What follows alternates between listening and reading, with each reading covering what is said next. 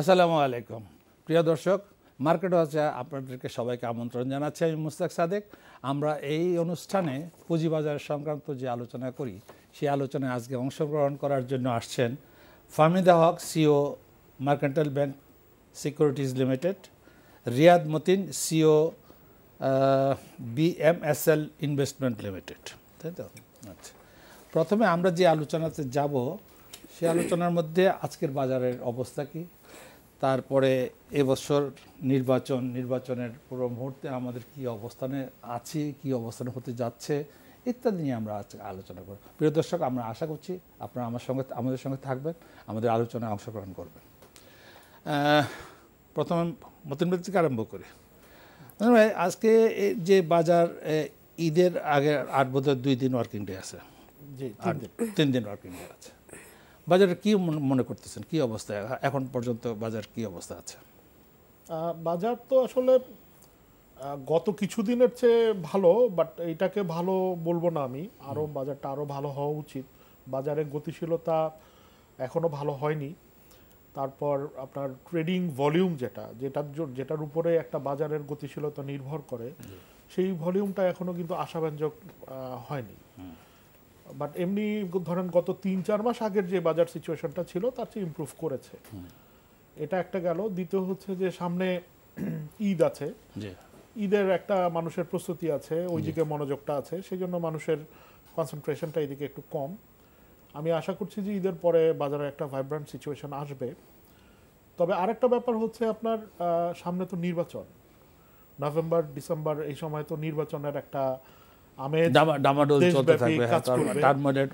তবে আমার অনুরোধ থাকবে, আমার আজকের অনুষ্ঠানের মাধ্যমে আমি আসবো নির্বাচন নিয়ে একটা আলোচনা করব, একটু পরের দিকে করব। আমি শুধু এখন ফাহমিদা হক, আপনি একটা বড় হাউস চালান এবং একটা অনেক বড় হাউস চালান, একটা ব্যাংকে রিপ্রেজেন্ট করেন, আপনার কাছে কি মনে হচ্ছে বাজারের যেটা ভাই বললো যে মানে টার্নওভার আসলে খুব একটা স্যাটিসফাইং না এখন পর্যন্ত। হ্যাঁ, টার্নওভার একটু স্লো। আজকে ইনফ্যাক্ট আমি যতদূর অনুষ্ঠানে আসার আগে বুঝলাম যে একটু খুব স্লো মোডে যাচ্ছে আর কি মার্কেট আসলে আমার কয়েকদিন ধরে মনে হচ্ছে একটু কনফিউজিং, উদ্দেশ্যহীন হয়ে যাচ্ছে। আজকে একটা বাড়ছে, কালকে একটা বাড়ছে, কোনো কোনো কিছুই একটা ট্রেন্ডে আসছে না। সামহাও একটা ট্রেন্ড মিস হয়ে গেছে আমাদের। কিছুদিন আগেও যে ট্রেন্ডটা আমরা ফলো করছিলাম, যে মার্কেট একটা সবাই একটু বিজনেস করার দিকে কোনো একটা স্টক চুজ করছিল, মানে স্পেশালি জুন ক্লোজিং এর দিকে যেভাবে ইন্টারেস্টেড ছিল। তো এই যে জুন ক্লোজিং এর কথাটা বললেন, June closing A that is half yearly closing একটা আছে, একটা জুন ক্লোজিং মানে যাদের ফাইন্যান্সিয়াল সেক্টরটা আছে আপনার হাফ ইয়ারলি ডিভিডেন্ড আসবে, তাদের যে ইপিএস ডিক্লেয়ার করেছে তাতে তো মানে মোটামুটি ভাবে সবগুলো ব্যাংক বা আর্থিক প্রতিষ্ঠানের ইপিএস খারাপ আসেনি, ভালোই আসছে।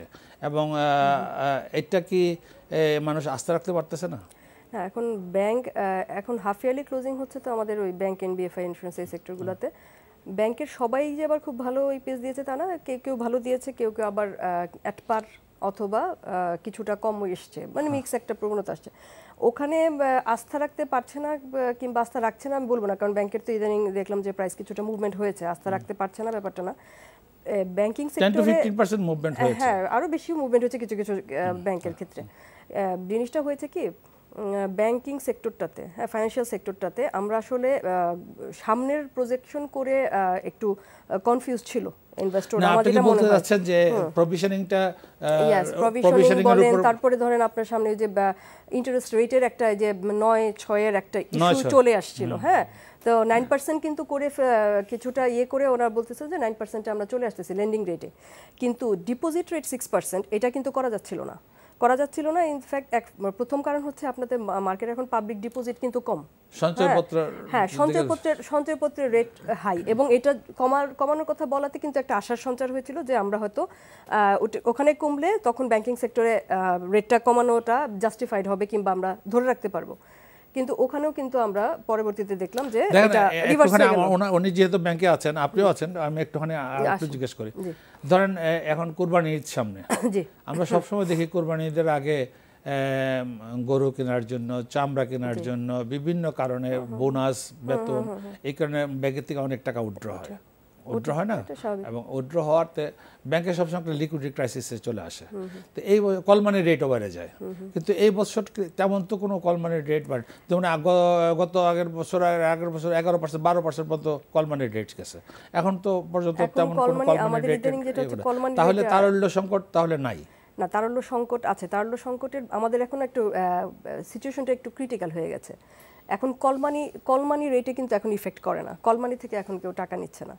এখানে আসলে ডিটেল একটা মানে ব্যাপার হচ্ছে কি, কম্বিনেশন করতে যে ট্রেজারি ফাংশন চালাতে যে অনেক রকম প্রবলেম ফেস করছে। একদিকে হচ্ছে যার থেকে বড় করবে, ওই বড়োইং করার পর কারণে তার বিভিন্ন রেশোতে এফেক্ট করে, সেজন্য দেখা যায় ওই বড়টা করতে পারছে না।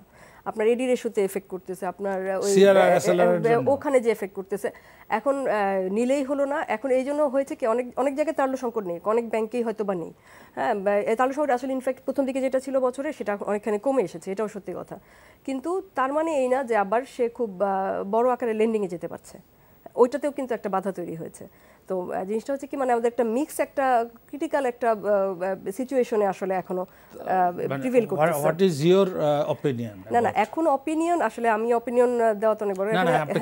আমার যেটা মনে হয় যে এখন যেটা হচ্ছে যে এই ওনাদের বড়োইং কস্ট মানে ডিপোজিটের যে, হ্যাঁ, এই জায়গাটাতে একটু ওনাদেরকে মানে ব্যাংকিং সেক্টরে একটু ছাড় দিতে হবে। আপনারা পাচ্ছেন না 6% এর ডিপোজিট নিতে পারতেছেন না। 6% এর ডিপোজিট মানে স্পেশালি ইয়েদের কাছ থেকে আমি যেটা বলতে চাচ্ছিলাম প্রথম থেকে, যে সরকারি আমানতগুলা প্লাস হচ্ছে আপনার সঞ্চয়পত্রটা যদি কমানো হয়, ওখানে ফ্লোটা কমে এখানে আসা, এই জিনিসগুলোতে আমার মনে একটু কাজ করলে এখানে একটু টাকার ফ্লোটা আসতো আর কি, মানি ফ্লোটা আসতো। আচ্ছা মতিন ভাই, ওনার কথা তো শুনলেন এতক্ষণ, উনি she is working in the bank and also. তো আপনার কি ধারণা উনি যে কথাগুলো বললেন? আমার ধারণাটা আসলে একটু ডিফারেন্ট পার্সপেক্টিভ। সেটা হচ্ছে যে আমরা যেরকমভাবে বলছি যে 6%, 9% আমরা ফিক্সড আপ করে দিচ্ছি, 6-9 এর মধ্যে হয়ে যাবে। মানি মার্কেট তো আসলে এভাবে ফিক্সড আপ করে কোনো কাজ হয় না। মানি মার্কেটে এটা তো একটা অটোমেটিক সিস্টেম, মার্কেটের ডিমান্ড এন্ড সাপ্লাই অনুযায়ী এই জিনিসটা তৈরি হবে। হ্যাঁ, আমি কিছুদিন আগে পেপারে একবার দেখেছিলাম যে ইন্টারেস্ট রেট যখন, লেন্ডিং রেট যখন 16-17%, তখনও কিন্তু মানুষ ব্যাংকের কাছে গিয়ে ধর্ণা করেছে আমার লোনের জন্য। তো এই যে অ্যাভেলেবিলিটি অফ লোন, পয়সা তো মানে মানুষ তো কাজ করতে চায়, দেশের মানুষের যে একটা প্রবণতা আছে, দেখবেন যে তরুণদের মধ্যে স্পেশালি কাজ করার একটা প্রবণতা আছে। ইন্ডাস্ট্রিয়ালাইজেশনের ক্ষেত্রেও আমাদের কাজ করে যাচ্ছে, মানুষজন এখনো কাজ করছে। বাট হ্যাঁ, এটা ডিপেন্ড করে একটা কথা কম আপনার লগে এই নিয়ে ইন্ডাস্ট্রিয়ালাইজেশন নিয়ে, এবং এই যে ইন্ডাস্ট্রিয়ালাইজেশনের কথাটা বললেন, এমন তরুণরা স্পন্সর হবে এবং তরুণ এই আছে, সেটা নিয়ে কথা বলবো, কিন্তু আপনি বলে যান আপনি যে কথাটা বলতেছিলেন। এখন এই জিনিসটা আপনার হঠাৎ করে ফিক্সড আপ করে দেওয়া হলো যে এটা 6% আর 9% করা হবে, এটা বেশি বেড়ে গেছে, এইভাবে তো আসলে জিনিসটা ফিক্সড আপ হয় না, মানে আমার দৃষ্টিতে তাই মনে হয়। তবে হ্যাঁ, এটা একটু যুক্তিসম্মত রেটও থাকা উচিত, এটাও সত্যি কথা। পত্রপত্রিকায় যদি বলেন তাহলে তো আপনাদের ব্যাংকের অ্যাসোসিয়েশন মেনে গেছে, ব্যাংকের নেতৃবৃন্দ মেনে গেছেন, এবং তারাই মাননীয় অর্থমন্ত্রীকে বলেছেন যে আমরা 6-9 এর মধ্যে থাকতে পারবো, এবং এটা কিন্তু অনেক দিনের আলোচনার ফসল। এটার সাথে তো আরো কতগুলো ফ্যাক্টরস জড়িত ছিল। ঠিক আছে, যেমন সরকার কিন্তু বলেছিল যে সঞ্চয়পত্রের সুদের হারও কমিয়ে নিয়ে আসবে। এখন আমি জাস্ট একদম ইজি একটা সিম্পল ওয়েতে আপনারা বলি, সঞ্চয়পত্রের সুদের হার আপনি 12% রাখছেন, আপনি ব্যাংকের ইন্টারেস্ট রেট করে দিচ্ছেন 9% ফর লেন্ডিং।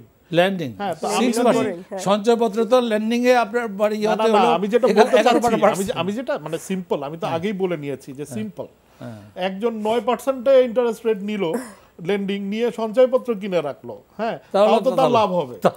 এখন তাহলে ব্যাংক ডিপোজিটটা পাবে কিনা? সঞ্চয়পত্রের একটা লিমিটেশন আছে। সঞ্চয়পত্রে আপনি যেটা বললেন যে আমি 10 কোটি টাকা নিয়ে 10 কোটি টাকার সঞ্চয়পত্র কিনবো, আমি আপনাকে আগেই বলেছি যে এগুলো একটা সিম্পল ওয়েতে চিন্তা করলে এরকম একটা ইকুয়েশন দাঁড়ায়।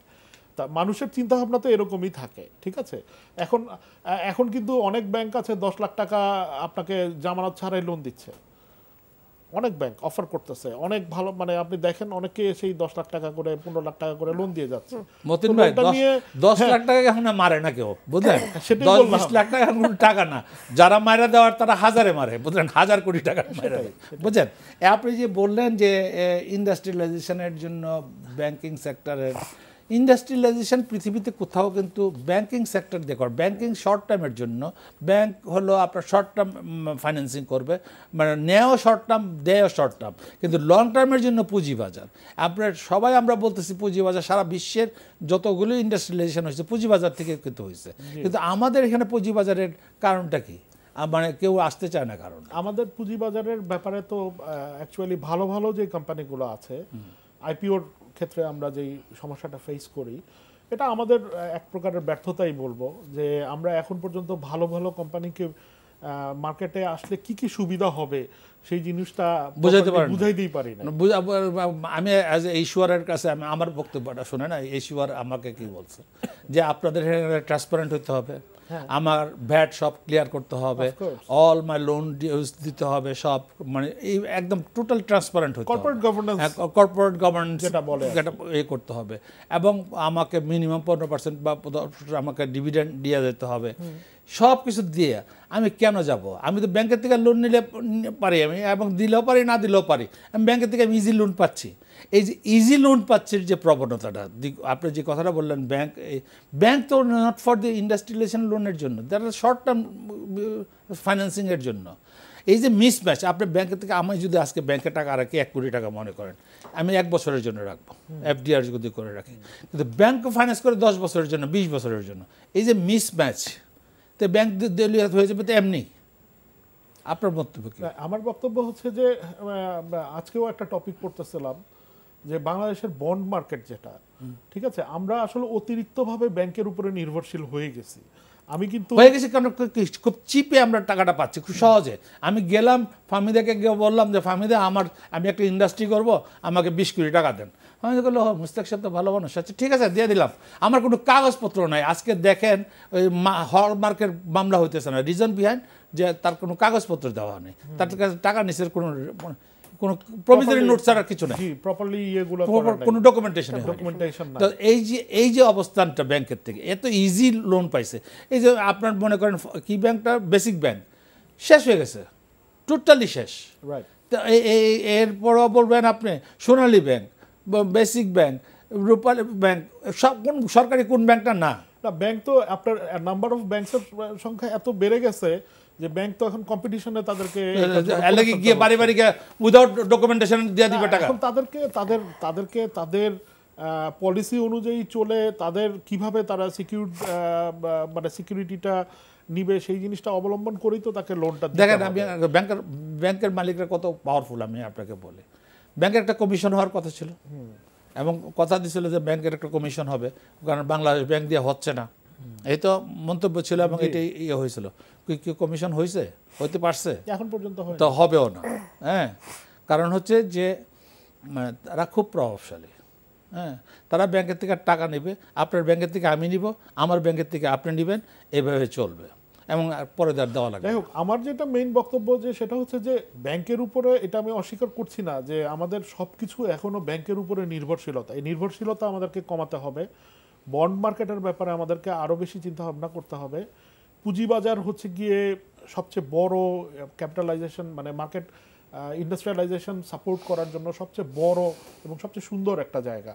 এই জায়গাটাকে আরও বেশি প্রেফারেন্স দিয়ে, এই জায়গাটা আরও বেশি হাইলাইটেড করে এইখান থেকে পুঁজি সংগ্রহ করার ব্যাপারে মানুষকে মোটিভেট করতে হবে।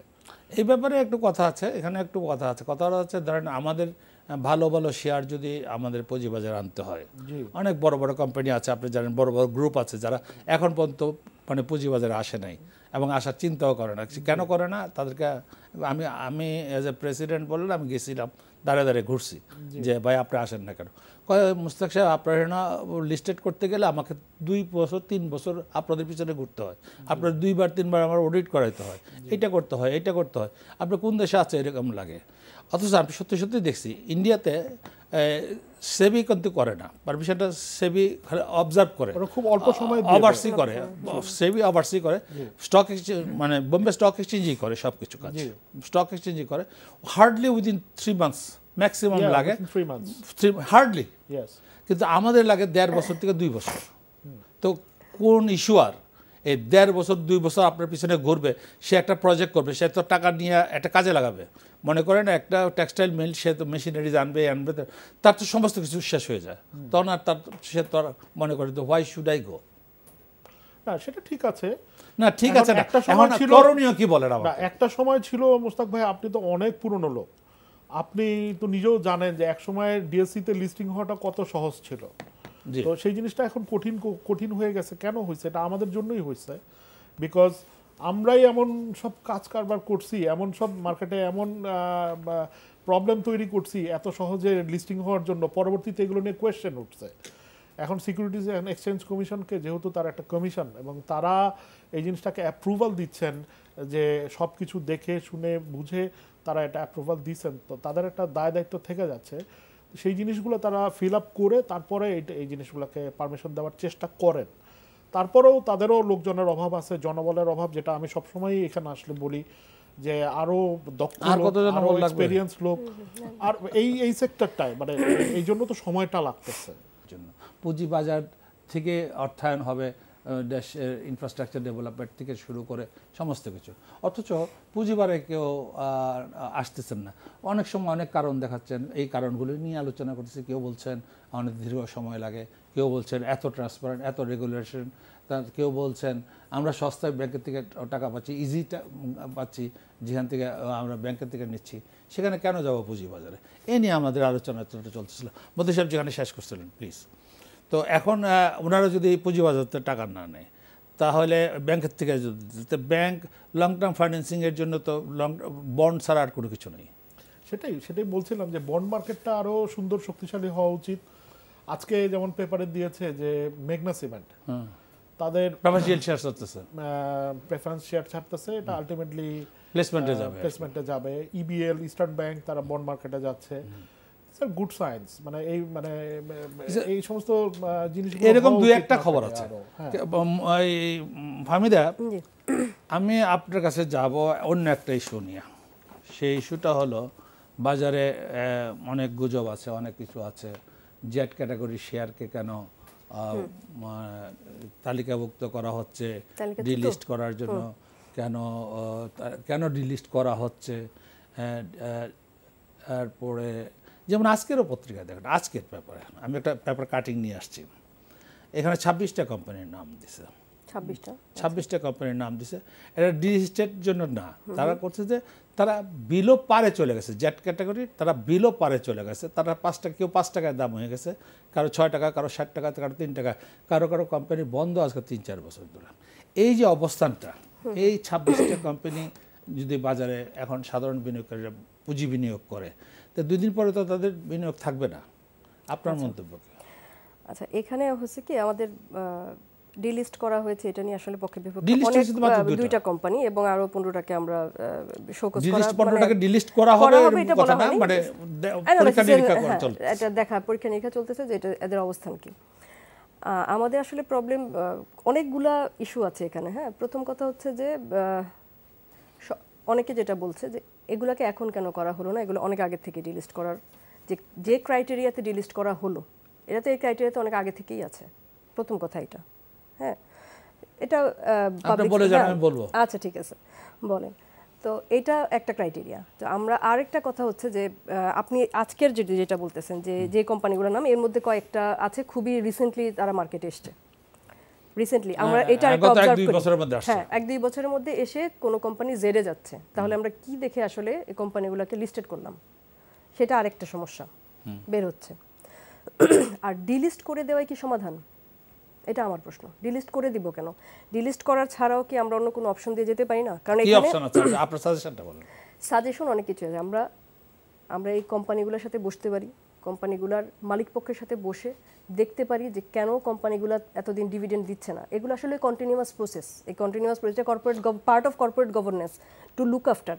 আমরা শুধু ওই প্রাইস বেড়ে গেলেই যে who will bell the cat, আমাকে এটা বলেন। আমি বিনিয়োগকারীর উদ্দেশ্যে আমি এটা জানতে চাই যে কে এটা কি রেগুলেটর অর অবশ্যই যারা ডিলিস্ট করছেন, যারা রেগুলেট স্টক এক্সচেঞ্জ না commission or the manager to issue যে মানে ডিউ ডিলিজেন্স সার্টিফিকেট দিছিল। ডিউ ডিলিজেন্স সার্টিফিকেট যে দিছে সে তো তার কাজ শেষ হয়ে গেছে। তারপর ওখানে 1 বছরের জন্য দিছে, সে তো প্রজেকশন দিছে একটা। ওখানে তাদের যেটা হচ্ছে তাদের পার্ট তারা রোল প্লে করে, ভাই এটা বলতে পারবে ভালো, যে তার পার্ট হচ্ছে যে সেই ইস্যু মানে ইস্যুটা মার্কেটে ফ্লোট করা পর্যন্ত তার দায়িত্ব থাকে। এরপরে দায়িত্ব পালন করতে হবে আপনার কর্পোরেট গভর্নেন্স। আমাদের তো কর্পোরেট গভর্নেন্স একটা রেগুলেশন আছে না, তো সেটা যে আমরা যদি ফলো করতে যাই, সেটা যদি আমরা মানে কমপ্লাই করি এবং ওইটার যদি আসলে মনিটরিং ওইটার বেসিসে করি, হ্যাঁ, তাহলে কিন্তু মানে একদিনেই, এটা তো 5 বছর ডিভিডেন্ড দেয় নাই তারপরে ডিলিস্ট করলাম, তো 5 বছর ধরে আমাদের আসলে কি একবার যে আমরা এখন যেটা আমরা দেখছি যে কোম্পানিগুলো, আগেও তো যে দেখতে পারতাম যে আসলে কোম্পানিগুলোর কি কন্ডিশন। এখন অপশন অনেক কিছু আছে, আমরা ডিলিস্ট আবার ইয়েতে দেখতেছিলাম যে যদি স্বেচ্ছায় ডিলিস্ট করতে চাই। ঠিক আছে, আপনার কথাই ধরে নিলাম, delist is not the only way to, এটা করলে তাহলে কি করবে? তাকে জেলে দিতে পারবে না তো সিকিউরিটি এক্সচেঞ্জ, স্টক এক্সচেঞ্জও দিতে পারবে না, সিকিউরিটি এক্সচেঞ্জ মামলা করতে পারবে। কিন্তু এই দেখেন, একটা কোম্পানিকে বলি, একটা কোম্পানির নাম দিয়ে বলতেছি, একটা কোম্পানি 1000 কোটি টাকার উপরে ব্যাংক থেকে লোন নিছে, দেয় নাই, এখানে তার শেয়ারের দাম চলে আসছে 6 টাকায় 7 টাকায়, সে তাকে অ্যারেস্ট করে একবার জেলে ঢুকাইছে। ঢুকানোর পরে মানে সে আবার মানে তার তো অনেক টাকা, কারণ হচ্ছে যে ব্যাংকের থেকে 1,500 কোটি টাকা সে লোন করা আছে, তো সে যদি এখন এই টাকা খরচ করে তো চলতে থাকবে যে মামলাই করুম, এই যদি মানসিকতা হয় তার, সে এই মানসিকতা নিয়ে সে চলে আসছে পুঁজিবাজারে, এবং পুঁজিবাজারে তার কিন্তু সে একটা সাবান প্রোডাক্টস করে, সে টেক্সটাইল করে, সে অনেক কিছু করে, সে এক্সপোর্টও করে। তারপরে তার মানসিকতা হলো এইটা যে আমি, এটা তো আপনি যেটা বলছেন সে নিজে শেয়ারও বেচে দিচ্ছে তার, হ্যাঁ লিংকড আপ, হ্যাঁ নিজের শেয়ার বিক্রি করেছে। এটা তো আসলে এখন আপনি বলেন হবে যে আসল কথা, আমি এটা বুঝতেছি আজকে আপনি পুঁজিবাজারে এই যে যারা আসতেছেন না, তারা ওয়াচ করতেছেন, তারা যাবেন, এদের অবস্থা দেখে তো কেউ আসতে চাবে না, কারণ এই সবগুলির জন্য যাবো যেগুলি দুদিন আগে গাড়ি চালাইতো, ট্রাকের হেল্পার ছিল, সে মানে পুঁজিবাজারে অনেক বড় কিছু হয়ে গেছে। ওইটা ইস্যু না, সেটা যেতেই পারে। জেড গ্রুপের যে এই ব্যাপারগুলো তো এরকম হচ্ছে এই কোম্পানিগুলোতে, যার জন্যই তো এটাকে জেড গ্রুপে আনা হয়েছে। তারা ডিভিডেন্ড দিচ্ছে না, ঠিক আছে, এই জন্যই তো তাকে জেড গ্রুপে দেওয়া হয়েছে। সো জেড গ্রুপে যিনি কিনছেন তাকে কিন্তু 9 দিন অপেক্ষা করতে হচ্ছে সে একটা ম্যাচিউরড হওয়ার জন্য। আবার যখন বিক্রি করছেন তাকে 9 দিন পরে টাকাটা ম্যাচিউরড হওয়ার পরে টাকাটা, এটা এক ধরনের পানিশমেন্ট দেওয়া হচ্ছে, যে তোমাকে ওয়ার্নিং দেওয়া হচ্ছে, you don't go for it. এইটার সাথে হঠাৎ করে ডিলিস্টটা আসলে আমিও মনে করি যে কতটুকুন সঠিক সিদ্ধান্ত হয়েছে, কারণ এখানে সাধারণ শেয়ার হোল্ডাররা তো আছেন, অনেকেই কম বুঝে কিনেছেন, অনেকে না বুঝে কিনেছেন। এখন এইটা হয় কি, এগুলো একটা প্রক্রিয়া, এগুলো ডিলিস্টিং এর আগেও তো আপনাকে কতগুলো জিনিস দেখতে হচ্ছে যে মতিন ভাই একটা কথিত আছে, কোন বাজারে যদি ভেজাল জিনিস পাওয়া যায়, বাজারে এইটা থাকে যে এটা ভেজাল এবং গার্বেজ জিনিস পাওয়া যায়, পচা জিনিস পাওয়া যায়, এই বাজারে কিন্তু সাধারণত কেউ ভালো মানুষ বাজার করতে যায় না। আপনি তো আগেই বলে দিচ্ছেন দিস ইজ গার্বেজ। হ্যাঁ, আমি তো বলে দিচ্ছি, আমি সেই গার্বেজটাকে ক্লিন করতে অসুবিধাটা কি? I want to clean the garbage.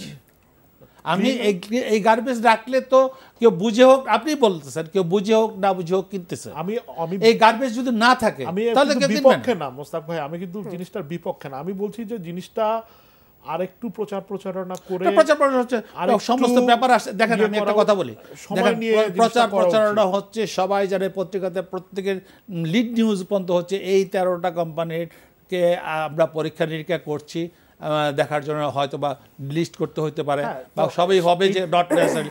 পরের দিন দেখা গেছে এই সব শেয়ার যে 5 বছর ধরে বন্ধ, ডিভিডেন্ড দেয় না, কিছুই নাই, তারপরে সে হলটেড হয়ে গেছে। তা এখন আমরা সিকিউরিটি এক্সচেঞ্জ করবে কি, স্টক এক্সচেঞ্জ করবে কি, করেন আদার দেন দি টেকিং অ্যাকশন? সেটা তো আমি অস্বীকার করছি না, আমি তো বললামই আপনাকে, কিন্তু কথাটা হচ্ছে যে ডিলিস্টিং এর আগে কতগুলো ফ্যাক্টর আছে, সেই জিনিসগুলোকে একটু চিন্তা করতে হবে। যেমন ধরুন আপনাকে আমি বলি, এই যে আপনারা 13টা কোম্পানিকে বলছেন, এর মধ্যে 2টা কিন্তু গভর্নমেন্ট কোম্পানি আছে। গভর্নমেন্ট কোম্পানি আছে না, শ্যাম্পুর 51% হোল্ড করে, 51% হোল্ড করে গভর্নমেন্ট। তো এদের কাছে এদেরও তো নিশ্চয়ই কোনো ব্যাখ্যা আছে যে এরা কেন ব্যবসা করতে পারে নাই, বা কি ব্যাখ্যা সবাই জানে। হ্যাঁ,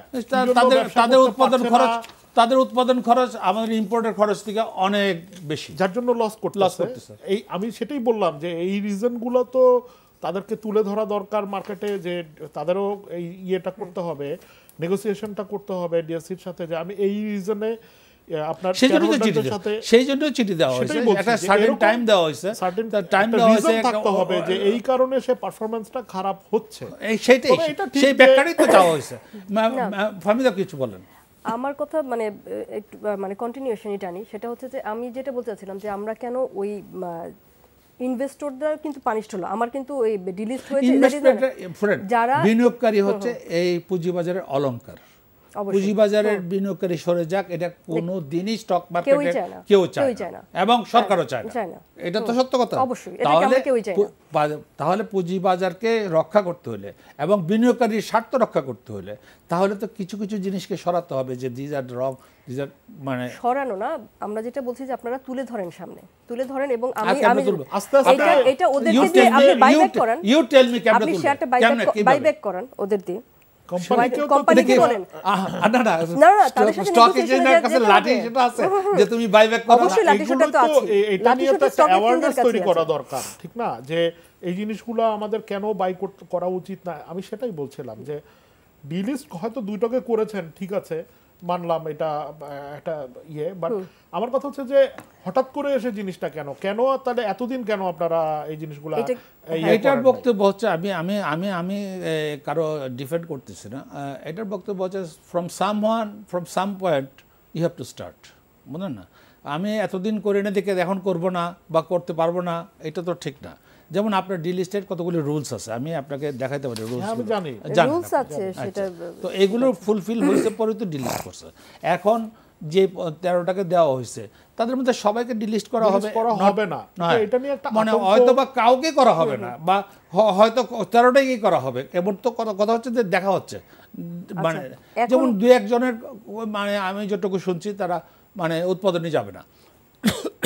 তো এখন যদি উৎপাদনে না যায় সেই কোম্পানিকে আপনি লিস্টিং এ রেখে লাভটা কি? সাধারণ বিনিয়োগকারী যে বললেন যে আপনার বাজারে থাকলে তো কেউ না কেউ যাবে, হ্যাঁ, তো মুশকিল তো হয়েছে সেখানে, ফুল ফুটলে তো মৌমাছি যাবেই। এখন প্রশ্ন যে এই আপনার বক্তব্যটা হচ্ছে, আপনি ক্লিয়ার শুনতে চাচ্ছি যে তাহলে অ্যাকশনটা কি নেওয়া উচিত ছিল, কি নিলে আপনারা মনে করেন যে পুঁজিবাজারের স্বার্থ রক্ষা হবে? অ্যাটলিস্ট এই কাজটা যেটা এখন করা হচ্ছে সেটা কি আগে থেকে শুরু করা যেত না? আপনার শোকজ যেটা আপনারা করেছেন দ্যাট ইজ কোয়াইট কারেক্ট, এই জিনিসটা ঠিক আছে। কারণ হ্যাঁ, এগুলো কোম্পানির কোনো জবাবদিহিতা নাই, তারা ইচ্ছা মতো জেড গ্রুপে চলে গেলে ডিভিডেন্ড দিতে হবে না, এরকম একটা মেন্টালিটি। যে দুইটাকে ডিলিস্ট করা হয়েছে, আমি যতটুকু জানি ডিলিস্ট করা হয়েছে, তাদেরকে চিঠি দেওয়া হয়েছে, একবার নয়, 2বার নয়, 3বার চিঠি দেওয়া হয়েছে। 3বার চিঠি দেওয়ার পরে তারা স্ট্রেট জানাইছে আমরা উৎপাদনে যেতে আগ্রহী না। জি না, শেয়ার হোল্ডার তো আপনি যখন ডাইলিউশনে চলে যাবেন তখনও তো একটা সিস্টেম আছে, সেই সিস্টেমটা তারা ফলো করছে কিনা সেটাও তো দেখতে হবে। এক সময় আপনি মানুষের কাছ থেকে টাকা নিছেন, আমি নেই তো, মানে ওই কোম্পানিগুলোর কথা বলছি, ওই কোম্পানি, তাহলে ওই অ্যাকশনটা বলছি, সেই অ্যাকশনটা নেওয়ার জন্য কে দিবে? সিকিউরিটি এক্সচেঞ্জ, মানে দেশের প্রচলিত আইন না ঢাকা স্টক এক্সচেঞ্জের কাছে কি অবসায়ন কি হচ্ছে না? আমাদের তো অবসায়ন হচ্ছে, আমাদের যে মিউচুয়াল ফান্ডগুলো আছে সেগুলো তো অবসায়ন হচ্ছে প্রপারলি, দু একটা তো হইছেও। দেখেন আমি একটা কথা বলি, অনেকগুলো কোম্পানি অনেক আগেই ডিলিস্ট হয়েছে, চলে গেছে, তার কোনো নাই, তারা কোনো জবাবদিহিতা নাই, তারা শেয়ারগুলো রাস্তায় নিয়ে অনেকেই বসে আছে। এই অবস্থানের অবসান চাওয়ার জন্য কি মানে সাজেশন আপনাদের আছে যে এইটা বলেন যে ভবিষ্যতে যাতে এরকম না হয়, তারা যেন, আমার একটা সাজেশন, ব্যক্তিগত সাজেশনটা বলবো, আপনারা বলেন কি সাজেশন আছে আপনাদের? আমার তো প্রথম কথা হচ্ছে যে উই হ্যাভ টু ট্রাই, কারণ কোম্পানিটা যেহেতু আছে, কোম্পানিটাকে চালানোর মতো দক্ষ ম্যানেজমেন্ট নাই, সেটাও একটা ফ্যাক্টর। ম্যানেজমেন্টও যদি চেঞ্জ করা যায়, কারণ তারা তো, আপনি দেখেন অনেকগুলোর আছে যাদের শেয়ার হোল্ডিং পজিশন আছে 30%ও না, মানে ডাইরেক্টরদের। তো সেই ক্ষেত্রে তো মাইনরিটি শেয়ার হোল্ডার, মানে মার্কেটের শেয়ার হোল্ডারই বেশি, তাদের ডাইরেক্টররা শেয়ার সব বেঁচে গেছে, বিক্রি করে চলে গেছে। তাদের কাছে কি আশা করেন আপনি? মনে করেন যে তাদেরকে প্রেসার দিলে টাকাকে নিয়ে নেবে?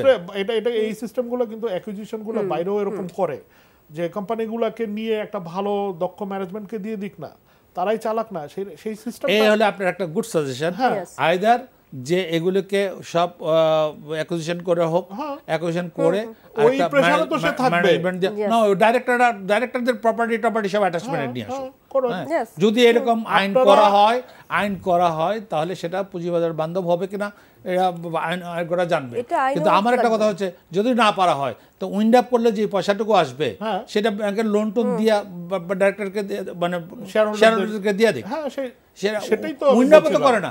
আমি একটা কোম্পানির জানি, আমি একটা সিম্পল একটা কোম্পানির কথা বলি, মানে সে কোম্পানির জমি বিক্রি করে দিচ্ছে, ফ্যাক্টরি বিক্রি করে দিচ্ছে, এখন ওখানে গেলে দেখবেন ধান চাষ হইতেছে।